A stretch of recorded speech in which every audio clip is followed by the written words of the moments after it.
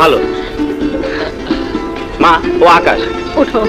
হ্যাঁ বাবা, রফিকের মুখে তোমার কথা অনেক শুনেছি, কিন্তু এ কি তোমার কাপড় চোপড় সব ভেজা কেন? আর বলবেন না খালাম্মা, পাহাড়ি নদী দেখতে যে হঠাৎ করে পানিতে পড়ে গিয়েছিলাম। বলো কি? তাড়াতাড়ি কাপড় পাল্টে নাও, ঠান্ডা লেগে যাবে। ও হ্যাঁ, তাই তো। আরে কি করছিস?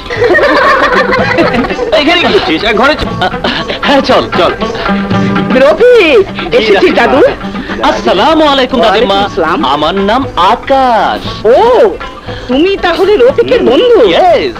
যাও আগে ঘরে যে হাত মুখ ধুয়ে নাও, গ্রামটা ঘুরে দেখো, তারপর মজা করে গল্প করা যাবে। সত্যি দোস্ত, গ্রাম যে এত সুন্দর, না এলে বুঝতেই পারতাম না। ওই দেখ আমাদের গোলাবাড়ি। বাহ।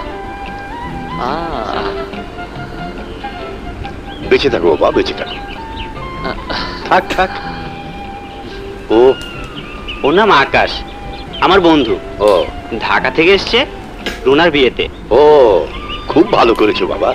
শহরের বদ্ধ পরিবেশ ছেড়ে মাঝে মাঝে তোমাদের গ্রামে আসা উচিত, নয়তো দেশের সাথে মাটির সাথে তোমাদের সম্পর্ক থাকবে কি করে? জি চাচা।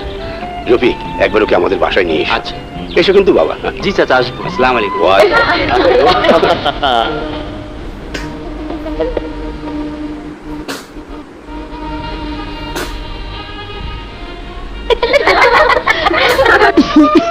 শোনো নাতি নাতনিরা, শ্লোক শুরু করো, দেখি নাতিরা বেশি বুদ্ধিমান না নাতনিরা?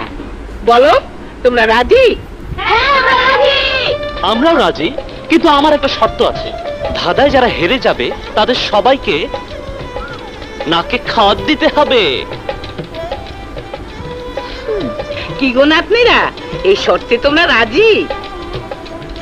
হ্যাঁ আমরা রাজি। বেশ, তাহলে প্রশ্ন করুন। আচ্ছা বলুন তো, মরা গরু কখনো হেঁটে যেতে দেখেছেন? মরা গরু কখনো হেঁটে যেতেই পারে না।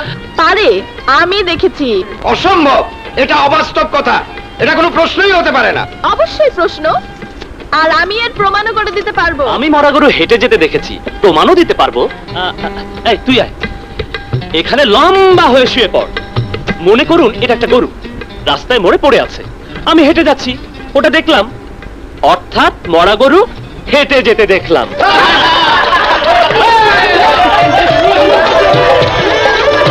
দাদি, এবার আপনার নাতনিকে বলুন শর্ত মোতাবেক নাকে খাদ দিতে।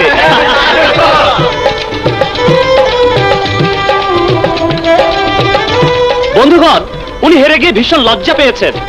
লজ্জা হলো নারীর ভূষণ, তাই ওনাকে আমি আর লজ্জা দিতে চাই না। ওনাকে আর নাকে খদ দিতে হবে না।